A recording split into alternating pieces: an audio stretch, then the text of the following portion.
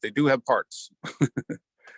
So we'll see how that goes. Meanwhile, if you live along the Booton line or want to take a ride up there, NJ Transit's running a lot of traffic via the Booton line with meets at Lincoln Park at the long siding there. So check your NJ Transit website. They'll give you current schedules. They're running abbreviated Midtown direct service between South Orange and New York City. And again, the Hackettstown west of Dover stuff is running via the Booton line through Denville. So a lot of odd moves, strange moves, and unusual moves. So it's a good time to be out trackside on NJ Transit. Just let me know when you're ready. I think we're good. Okay.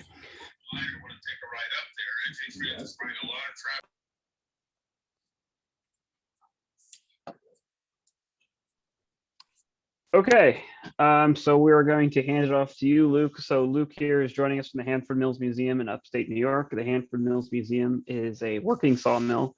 It's original to the area. It was located right along the Ulster and Delaware Railroad. So Luke graciously offered to join us to present on the museum, the mill, what they do, and its relationship with the railroad. So Luke, without further ado, the platform is yours. Thanks, Richie. Before I start my slideshow, I'll just introduce myself again real quick. As Richie said, my name is Luke Murphy. I'm the education coordinator at Hanford Mills, and we'll be going into a little bit about what that all is. I have done a lot of research in preparation for this program. There's still a lot I'm learning. Railroads are something that I've always found fascinating, but it's not a specialty of mine. I do have my notebook right here. So any questions that we get that I cannot answer, I will email to Richie to get you folks answers to as soon as possible. So with that little caveat, I will start our presentation. And oops, probably best place to start is at the beginning, right? Okay.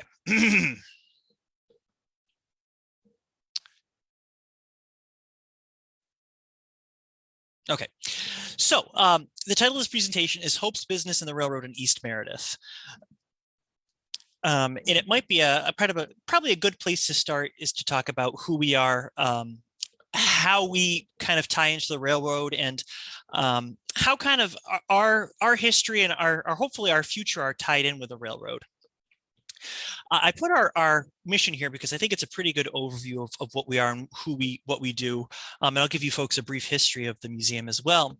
But our mission is Hanford Mills Museum operates an authentic water and steam-powered historic site. We inspire audiences of all ages to explore connections amongst energy, technology, natural resources, and entrepreneurship in rural communities with a focus on sustainable choices. That is a fairly new mission. It gives us a lot of flexibility in what we're talking about. So we can talk about steam engines, we can talk about renewable energy, we can talk about resource management, industry, rural, industrial complexes such as ours, as well as a mixture of anything and everything in between.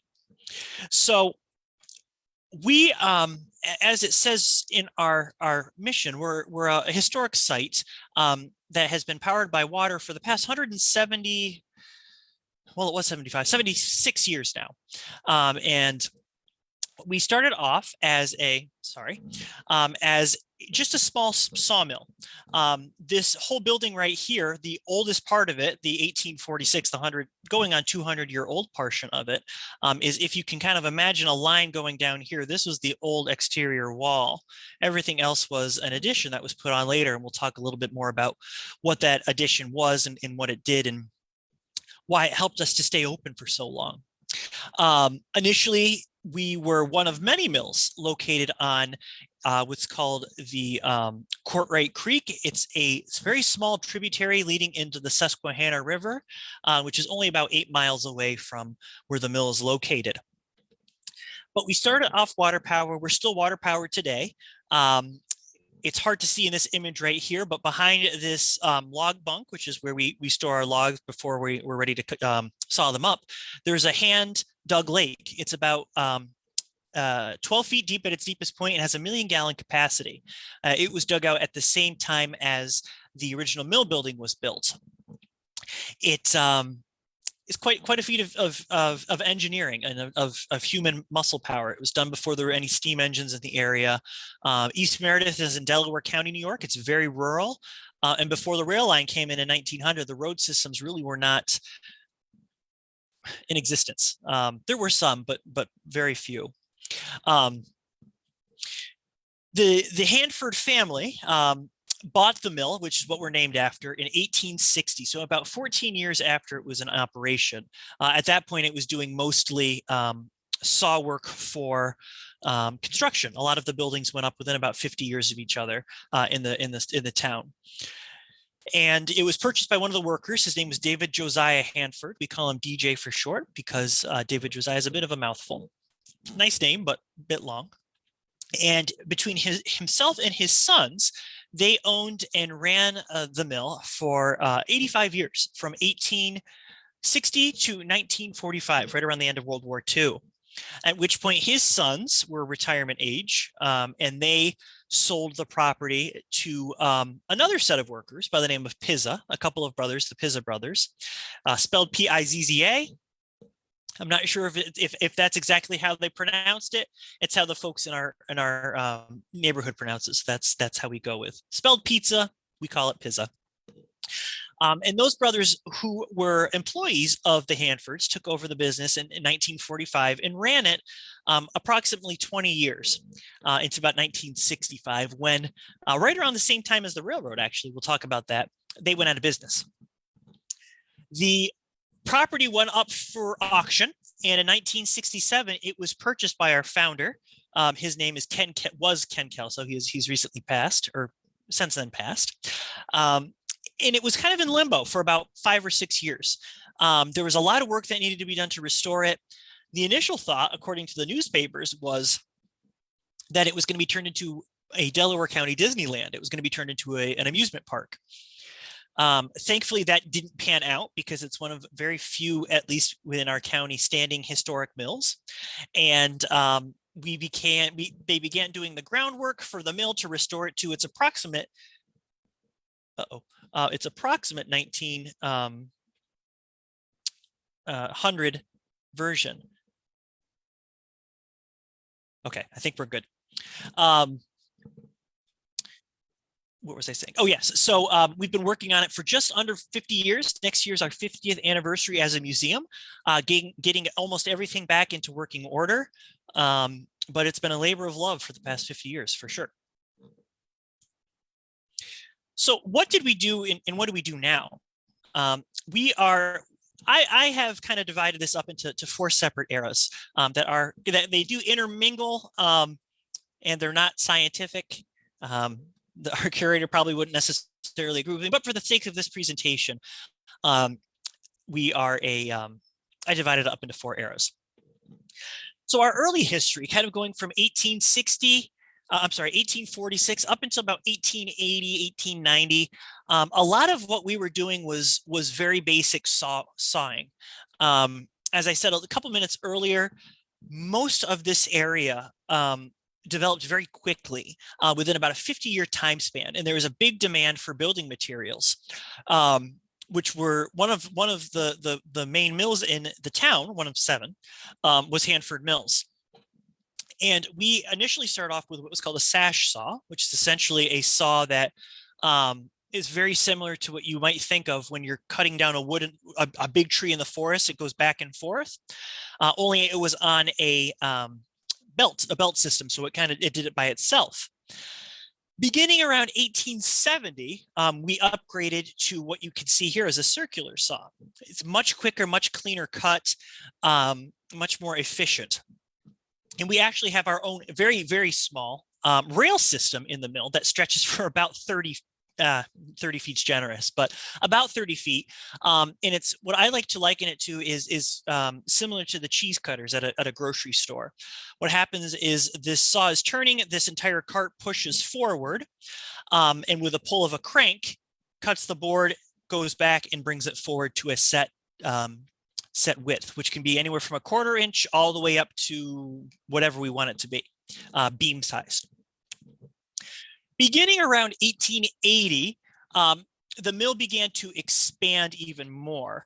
There was a little bit of expansion in the late 1860s and their 1870, which was a grist mill. We'll talk about that in a little bit. But a lot of the real specialization with industrialization that we see, a lot of the heavy machinery that you kind of associate with mills, maybe textile mills that you might see in Boston, or steel mills down by the city, New York City and the metro area, started a little bit earlier. As we're kind of off the beaten path, we kind of got started a little bit later than a lot of others. But by 1880, it was in full effect, and we really started to work on specialization.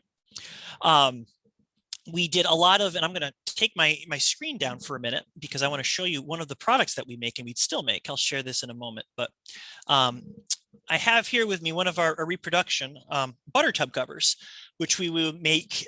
We made in the tens of thousands. Delaware County was a major dairy county. We'll get back to that in a few minutes, and it's really helpful where the trains came in.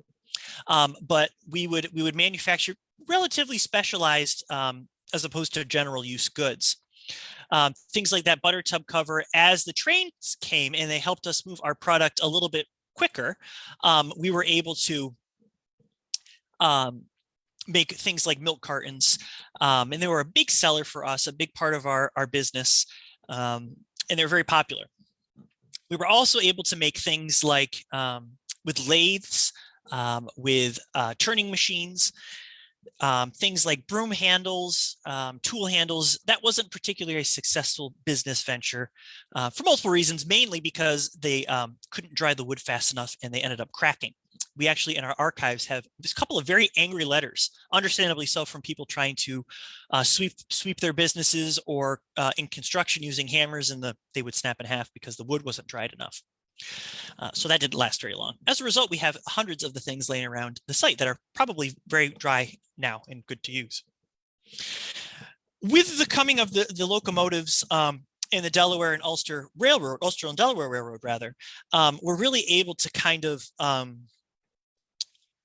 diversify even more and work in more of kind of a wholesale capacity. We converted one of our buildings right on the railway line to a feed mill, which was really important to the local economy because there were a lot of cows in the area, as well as a hardware store. Again, very important for farmers as technology in the 1920s, mechanized farm equipment's becoming more common, definitely into the 40s, 50s, and in the 60s. And that's a lot of what they sold. Kind of going away from wood and more into the wholesale business at their hardware store, which was right on site as well. And then by the 1970s, we became a museum to what we are today. Still a work in progress, but we're at this point, just about every machine in the mill is capable of functioning for at least a short period of time. A lot of this equipment, I'm sure, as you folks know, similar to locomotives, is very labor intensive. At our peak, we would have operated, it's a relatively small building, probably 12 to 18 workers. Today, in a busy season, full time, doing the things that the millers would do, 2, maybe 3 tops. So we are open and operational mostly for demonstration purposes and for the restoration of our own mill. We don't typically do the sale of wood to businesses or private individuals. Again, everything has an exception, but for the most part, it's most of what we do is to restore our own buildings. So now we're getting into the railroad. This image was actually taken after the railroad was construction, but I thought it was a neat image because it's a really almost clean shot of the engine. There's this little bit of vegetation here, but you can see the coal car as well as one of the freight cars as well. And I will zoom in a moment, but just the idea or the thought of the railroad coming through was enough to stir quite a bit of excitement in the local community. Oneonta, New York is located about 10 miles west of here, and it was kind of a blueprint for what East Meredith hoped it could build. Oneonta is a small city of about 14,000 in the winter time when students are here, but about 7,000 to 8,000 year-round residents. When the railroads came through in the late 1880s, 1880s. I can't remember the exact date. Oneonta was a massive railroad hub.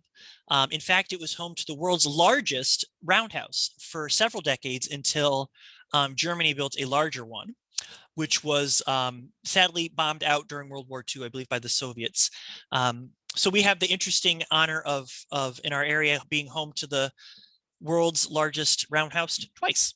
Unfortunately, because the railroad stopped being a massive employer in our area, the roundhouse became vacated and sadly was torn down, I believe, in the 90s. But at the time, it was a massive employer. Downtown Oneonta in the 1880s going forward until the maybe the mid 1940s, 1950s, everything revolved around Thursday night. And that's because the Ulster and Delaware Railroad, as well as the Delaware and Hudson, which had a stop in Oneonta, paid their employees on Thursdays. So the entirety of downtown Oneonta, of the city, came alive Thursday nights. And there was a very kind of picturesque, vibrant merchant community in Oneonta. And East Meredith really wanted to have part of that too. And many of the locals really attributed that success to the railroad. We actually have a snippet from David Hanford's diary from the mid 1890s with his aspirations and hope that, and these are his exact words, the railroad would put Oneonta in the shade of East Meredith. That never quite happened. The railroad definitely helped develop the area and bring a little bit more of the 20th century into East Meredith. But there were nice hopes too. I'm going to zoom in just so you folks can see this car a little bit better. This is from our collection. One of the Hanford sons, who later became an owner. The business was 85 years strong, so they kind of grew up and died really in the business. But if you can see here, it's a nice train. Like I said, I don't know the technical specifics of the train. If anybody's interested, I'm happy to talk to our curator about it. But you can see here that in addition to freight, there was also passenger traffic as well, or passenger opportunities as well. There we go. Okay. So the construction phase, you might have noticed that it was in the previous slide, I mentioned the 1880s. The area was surveyed by what would become the Ulster and Delaware Railroad in 1885. And it took a while to get things going. This area is very mountainous. For those of you in Metro New York, so on the in Western New Jersey, Eastern New Jersey, and Eastern PA, it's similar to what you'd see in the western part of your states. Very mountainous. East Meredith is located just north of the Catskills. We're in the foothills, and just north of us, going about 20 to 30 miles out of the Adirondacks. So we're in a very mountainous area. We're in the upper part of a valley that, well, we're more on the ridge part of the valley as opposed to the river part of it. But we're at the foothills of the Adirondack, or the Catskills. And the reason I tell you that is because, as you'll see in a little bit, this line is very windy because it's kind of following the smoothest possible area it can. The mountains around here, as you'll even see in a couple of pictures, are pretty, not necessarily enormous, but they're very steep. The gradient goes up pretty quick. So it took a while to build the line. And when it was finally built, it was a big deal. But I thought this picture was interesting because it shows a steam engine building a railroad for another steam engine. This is a pile driver. And this should, there we go. The resolution should fix a little bit.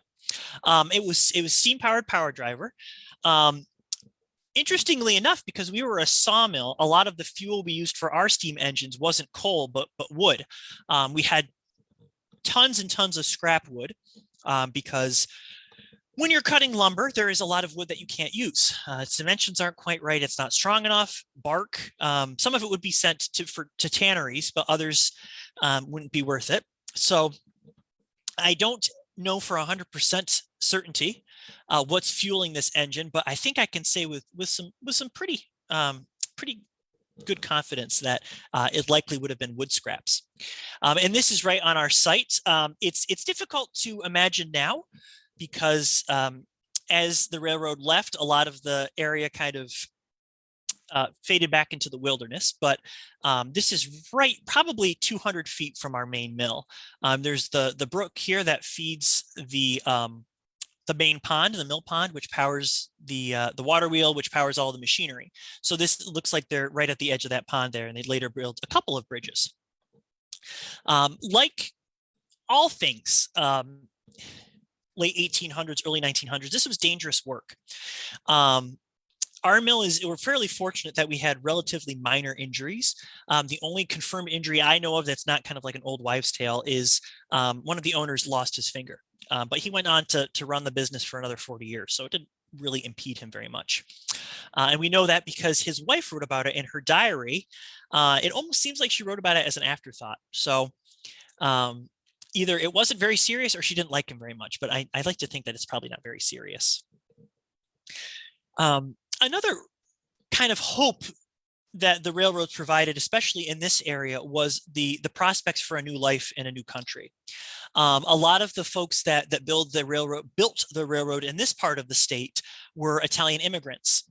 And they were a critical part. Immigrants across the country really were, but in this particular area, Italian immigrants were a big part of this community, and railroads provided immigrants with a steady job, enough to eventually bring their families over. In fact, the Pizza brothers, who owned the mill after the Hanford sold it, kind of the last part of its history before it went to become a museum, their parents were members of that Italian immigrant community that came and helped build the railroad. A little bit farther north, part of my actual family came in from outside of Naples, Italy, and helped build the railroad outside of Fonda. So I can, at least one of my ancestors directly, he was my great-grandfather, attribute the railroads to the hope of America, of a safer, more prosperous future for your family. And the railroads provided that.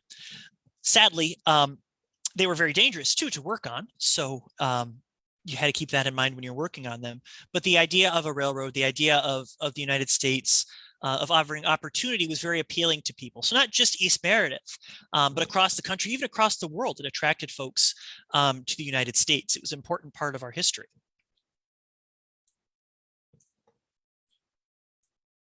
Okay, so question, well, why East Meredith? Why was it exciting for the people here, but also why was it appealing for the railroad company? East Meredith was geographically speaking, a relatively flat spot. And when I say relatively, you can see in the background here, these mountains are only about maybe a quarter of a mile back. And on the other side of the camera, they're even closer, about maybe an eighth of a mile back. So East Meredith was a decent spot to build because it was relatively flat and relatively straight line to Oneonta from a couple other spots. We'll see. I have a map of all of the stops for the UD Railroad that we'll show you in a moment. But that was the big draw for the railroad. DJ Hanford also lobbied big time. We'll actually talk about that soon, to have a coaling station put in for the stop to make it even more appealing to the railroad to build. Now, why was East Meredith so looking forward to the railroad? Well, you can see here, these pictures were taken immediately before the railroad was put in. A lot of the lumber would have been cut from the surrounding mountainside to make room for pasture, which was a big part of the industry around here, the agriculture rather. Oopsies, sorry about that. But another reason was transportation was so hard without railroads. You can see here, I'm going to move my little chat box. I'm not sure if it's in your way.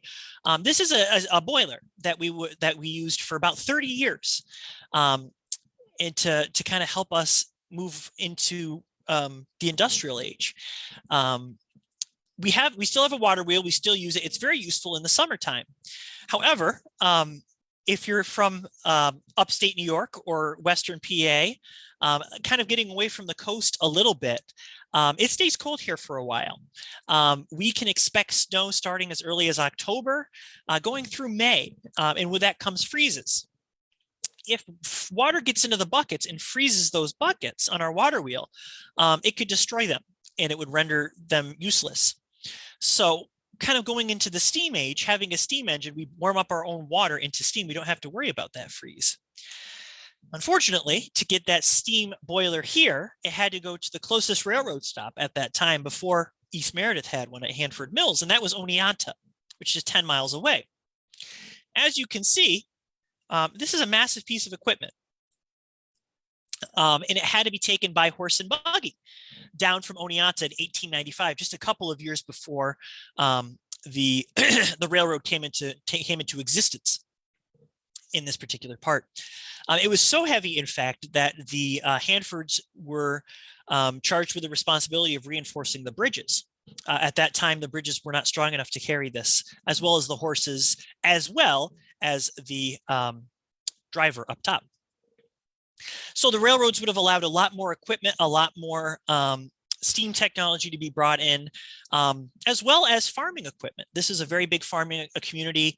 Gasoline and electric powered equipment was becoming much more available and much easier, much more efficient than horse-drawn equipment.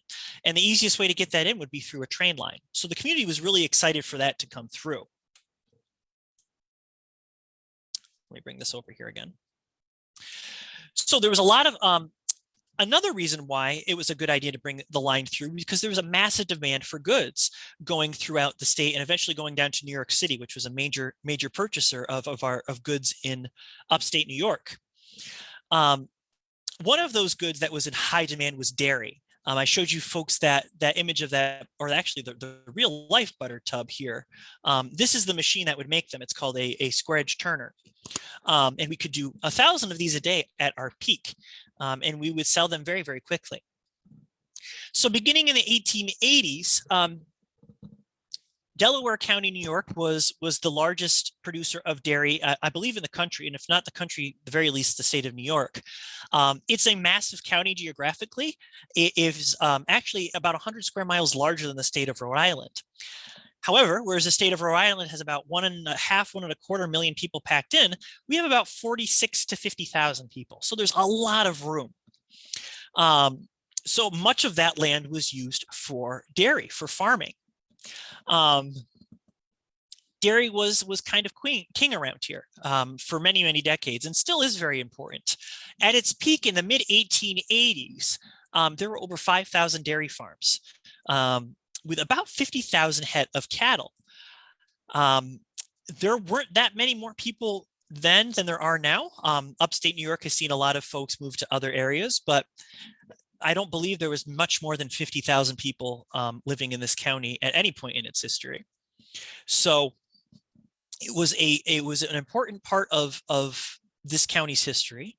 There were approximately 95% of folks living in this county worked on a farm.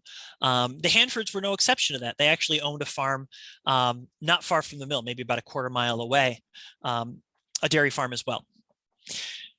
So New York City, as I'm sure you all know, is a very industrial place. And it was like that going back to the early 1800s and only continued to industrialize and become a manufacturing hub.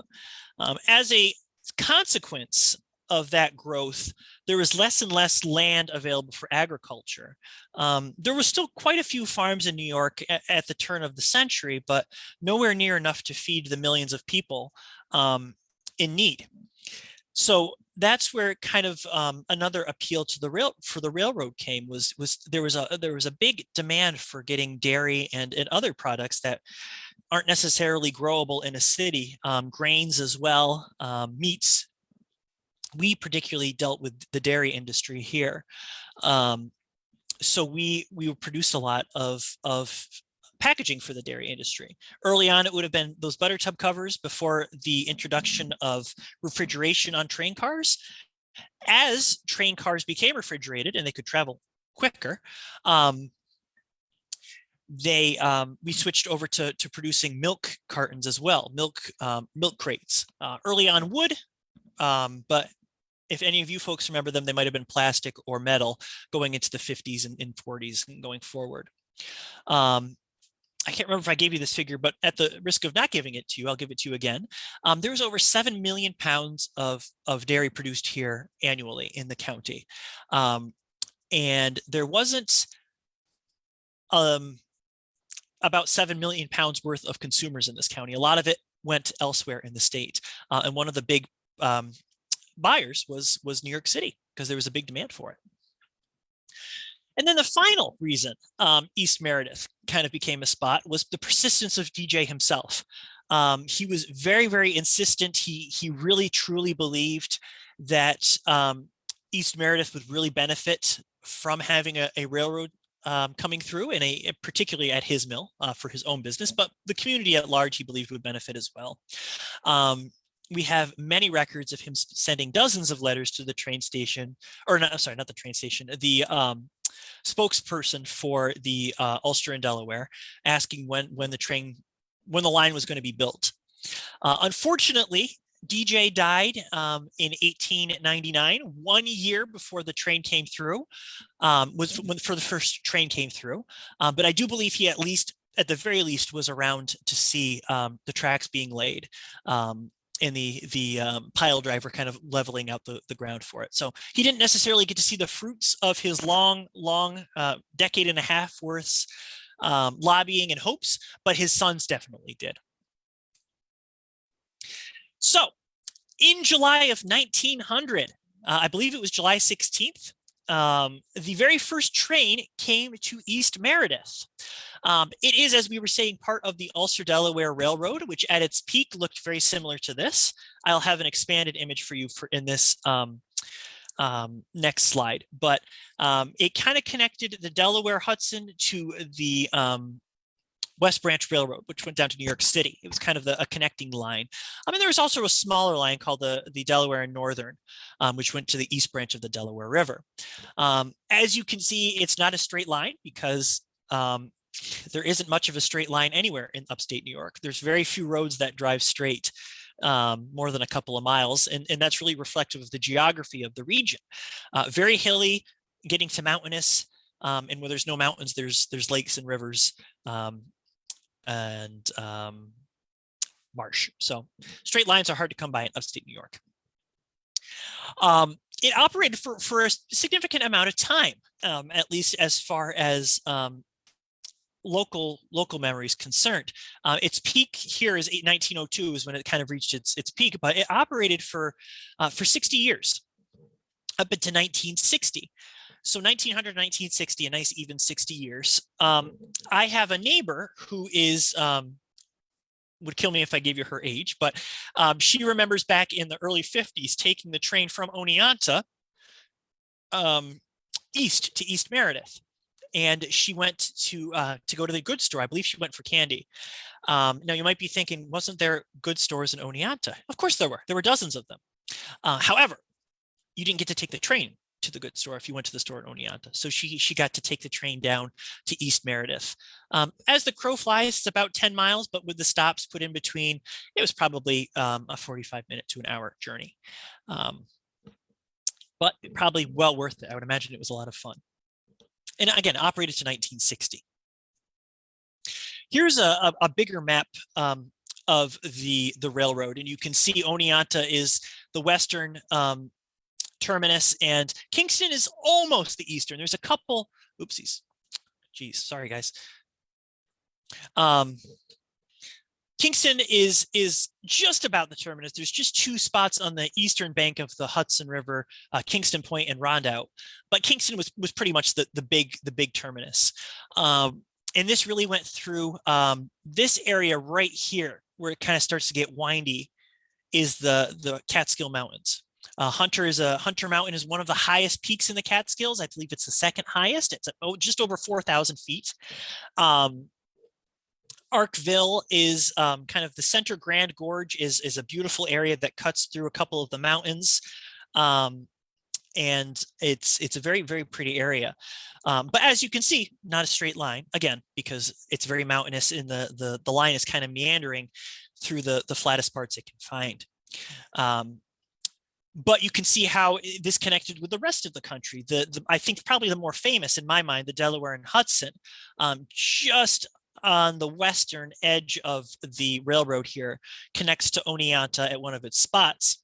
And then Oneonta served as the western terminus, again, for a mostly east to west going railroad, with the caveat that there's some bumps in around along the road. Where it terminated in Kingston, where it could process going up to Albany or going down to New York City. And there's also a smaller line called the Delaware Northern, which went to the East Branch of the Delaware River. But an important pipeline in getting goods across the country. At least our concern was mostly across the state. So what did the railroad actually do for the community?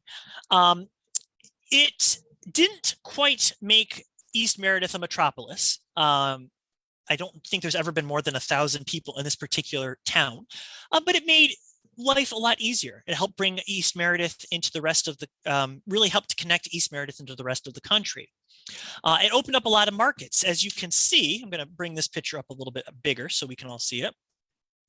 Each one of these stops represents a customer for the products that we sold at the mill. Depending on exactly what decade, that could have varied from butter to grain to milk to different packaging and wood products. And not every dot represents an equal amount. So for example, someone in Cobleskill was probably not buying the amount, as you can see some of the dots down here in New York City, but it made its way around. The important thing to notice here is very few of these spots are more than a couple of miles beyond the Delaware Ulster line or the Delaware Hudson. All are well within very close proximity to that line. And that goes to show how reliant and how much the Hanfords benefited from having a railroad directly attached to their mill. They could get their products out much, much faster and much more efficiently. We also have transportation. Obviously, it was much quicker. Instead of taking a day trip to get to Oneonta, it could take maybe an hour or two, depending on how many stops there were and how long the trains needed to coal up or refill their steam reservoirs. But it was much, much quicker to get around the state, at least on the rail line, if you're on a rail stop. And most of there were many, many stops on this line, as we saw previously. So it was a much quicker journey. Getting to New York City would probably only take a day's worth of travel, as opposed to before that, weeks, potentially. Make sure I'm not skipping any points here. It also helped us expand our business in a more personal sense of our spot in particular. We were able to convert one of our large barns into a feed mill that had a grain elevator directly attached to it. So trains could offload different feeds, mostly oats, corn, wheat, for processing and directly into our feed mill to be mixed with molasses for the local farms. So it helped us out tremendously too. And that particular part of the business, the grain business, stayed open as late as the train line came through. So that particular building, at least 40, 50 years. I don't think it was quite ready to go once the line came through, but the early 1900s for sure. One of the negatives of this, however, a little bit of a double-edged sword, so to speak, was that it also increased competition. It opened markets to Hanford Mills, but it also opened the Hanford markets up to other persons. One particular example is with some of our wood products. A common wood around here for outdoor use is hemlock, which is a coniferous tree. It produces a cone. It's similar. It's an evergreen. It makes decent shingles, which would have been used around here in the early 1800s and up until about 1900 before the railroad came in.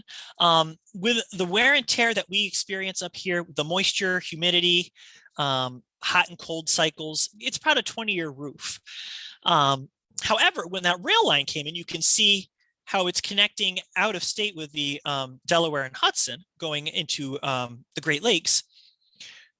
We were getting more competition from the Pacific Northwest, where cedar is much more abundant.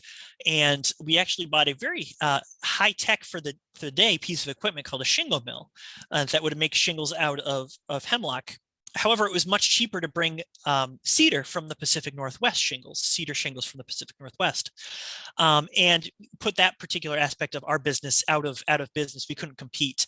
A cedar shingle around here can last up to 30, maybe even 40 years on a roof, so it's double. And it could be done cheaper, bringing it in from the Northwest. So again, this didn't happen to all of our businesses. We definitely didn't.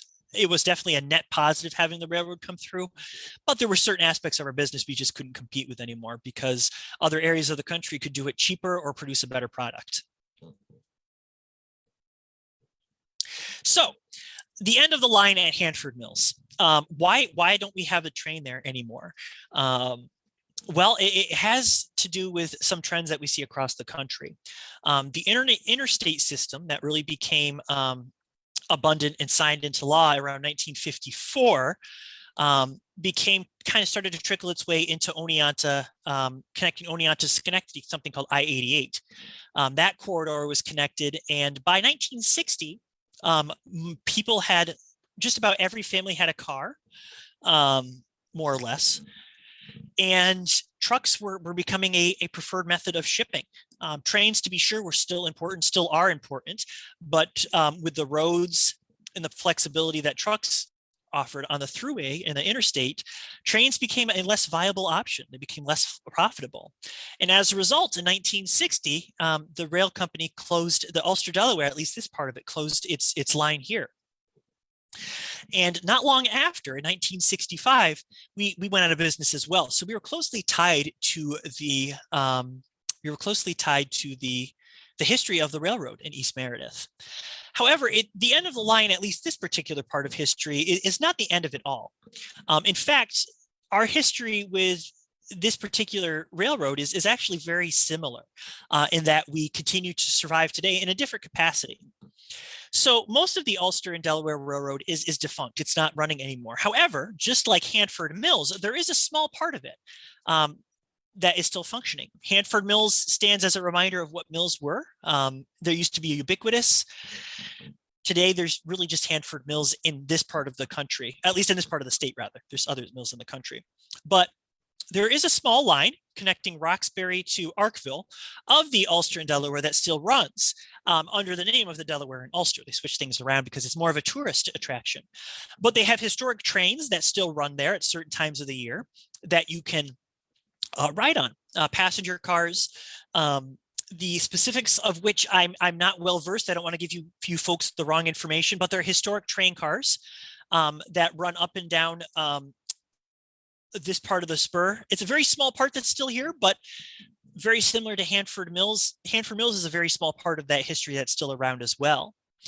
And just like Hanford Mills, the Arkville Railroad provides a glimpse into what we think could be the future.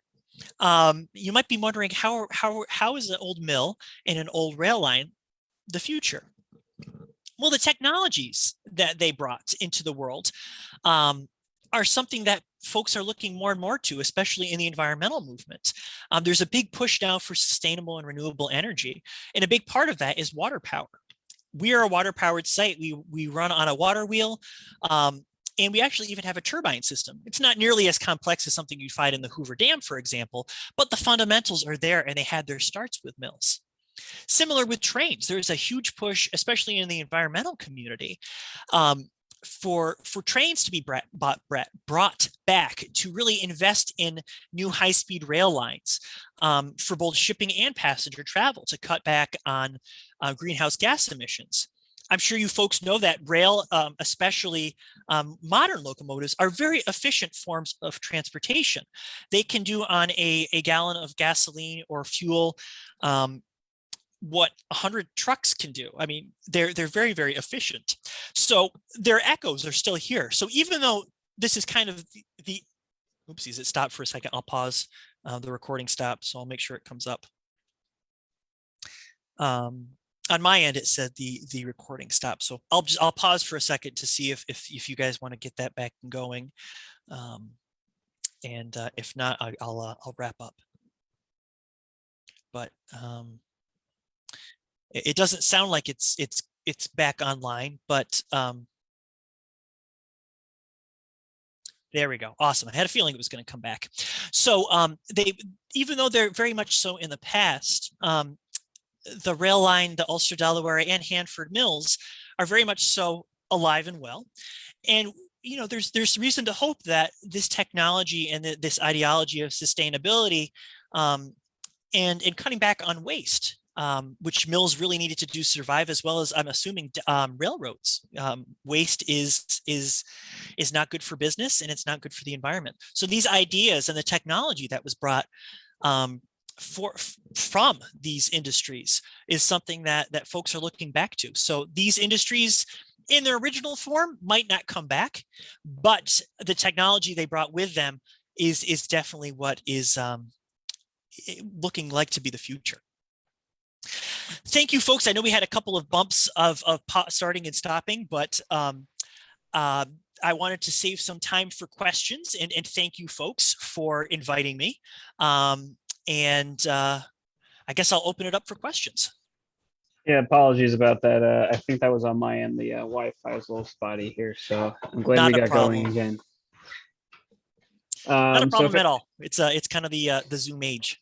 So if anyone has any questions for Luke about the museum or anything like that, please drop them in the Q&A. But Luke, on behalf of my group, I just want to thank you for coming out and to present. That was a great presentation on the history of the museum, its interaction with the railroad, and a lot of our presentations are really railroad focused, and we kind of lose sight of the fact sometimes that these railroads were built for a purpose to serve industry, to get goods to market, and I think this was a good highlight on that. Yeah, we were really, I mean, in so many ways benefited from the railroad. It really connected us to the broader region, and our fates are kind of tied to it. So it looks like we have at least one or two questions popping in. Let me see. Yeah, what was the population at the time in East Meredith? Not very large. The population now is a couple hundred. The population wasn't that much larger back then. There were more people in the area, but not by orders of magnitude. So probably 700 or 800 people, maybe going up to 1,000. Next question, is the museum open? We are getting ready to. We will be opening exactly 2 months from, well, not today, but May 15th is when we'll be open. We're open 5 days a week, Wednesday through Sunday, closed Mondays and Tuesdays, but starting May 15th, we're open 10 to 4. And we have all of our information as well as a little bit more detail about our tour on our website, which is hanfordmills.org. Hanford. Sounds kind of like Hannaford, but Hanford. Yeah, I highly encourage anyone who's passing through the area or vacations in the Catskills to definitely visit the Hanford Mills Museum. It's a very complete and immersive experience. And, I know I was very impressed when I visited, so it's part of the reason why I asked Luke to come present for us. Let's see what else we have here. Have you ever had any serious damage from floods at the mill? We did. Back in 1996 and 2006, there was a massive storm. I believe it was actually even a hurricane that came through. And you're absolutely right. The water giveth and the water taketh. We actually had in our museum's time a massive flood that actually flooded the basement with about 4 feet of water.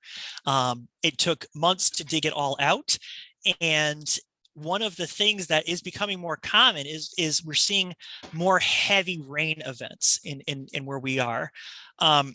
Thankfully, I'm going to knock on wood right now. We haven't had a massive one in the past 15 years. Hopefully it'll stay that way. It's tough because when they were built, Hanford Mills definitely was not built with the idea that it was going to last 200 years. And the banks over time do change and they meander. But yes, we did. We had a pretty devastating flood. Thankfully, we have a fantastic group of volunteers and we were able to recover from it. And we do have new flood protocols in place to help mitigate some of the damage. But unfortunately, if there's a massive amount of rain that comes through, we don't have damming control over the stream that's right next to the mill. So mitigation is really what we can try to do. Yeah, the Catskills lately have been a great big problem with flooding lately. Yes, yes, I it's know been. it very well.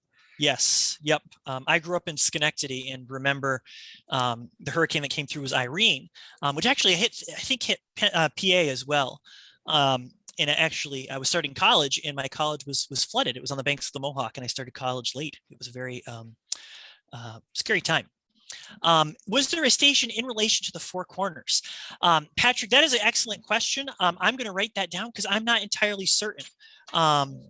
But I will talk to our curator, who's done a lot more, has been there a lot longer than I have, and has a lot more of the research background, and get back to you on that. So let me write that down right now, actually. The East Meredith station, I think, still exists, doesn't it?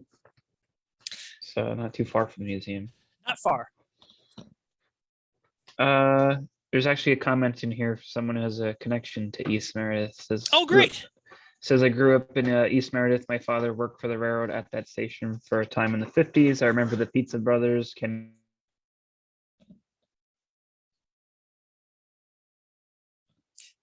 There you go. Yeah. There's it. That's great because there's so much writing on that grist mill. We haven't removed any of it. So, Linda, I would there is so much, it's hard to see, but it's absolutely still there. So thank you for the recipe. I'm sure many farmers had a great use of it. The museum is located, Leonard, it's located on the National Register of Historic Places. We were actually put on there, I believe, in 73 when we became chartered. So the entirety of the site is Hanford Mills Museum. It might actually be the mill in East Meredith. It went under a name change at a different time, back in the 70s, I think. So I think it's either under Hanford Mills Museum or the old mill at East Meredith, of the two. But yes, it is. It's on the National Register of Historic Places. Okay. And, looks like we have one last question. What's the Sure. name of the water source for the museum? The water source, the stream is called the Courtright Creek. It feeds our pond. So the creek goes by, and there's a small stream that we cut out of it. It's like a small tributary that was dug out that drops in elevation. So as the stream goes by, some of the water comes in and fills the pond. If it gets too filled, we actually have a spillway, which is kind of like what you have in the back of your sink if you have not a super brand new sink, a little bit of an older sink, that if it gets too filled, it'll spill over as a form of flood control. And unless we get a hurricane that comes through, it works very, very well. About 2 miles, or actually only a mile down, it flows into a larger stream called the Charlotte Creek.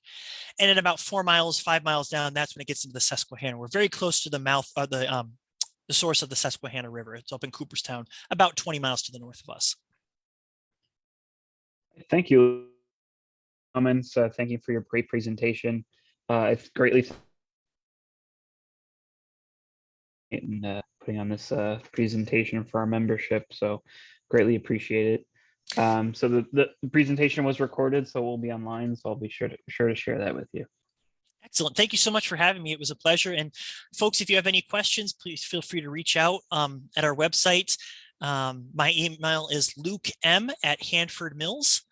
Well, thanks, Leonard. It was a pleasure to talk with you folks. So hopefully we'll see you some folks this summer, by which point the pond should be thawed by then. So thank you, folks. It was a pleasure to be here with you. All right. Good evening, everybody, and join us on the second Thursday in May for the Roundhouse podcast presentation. Good night, everyone.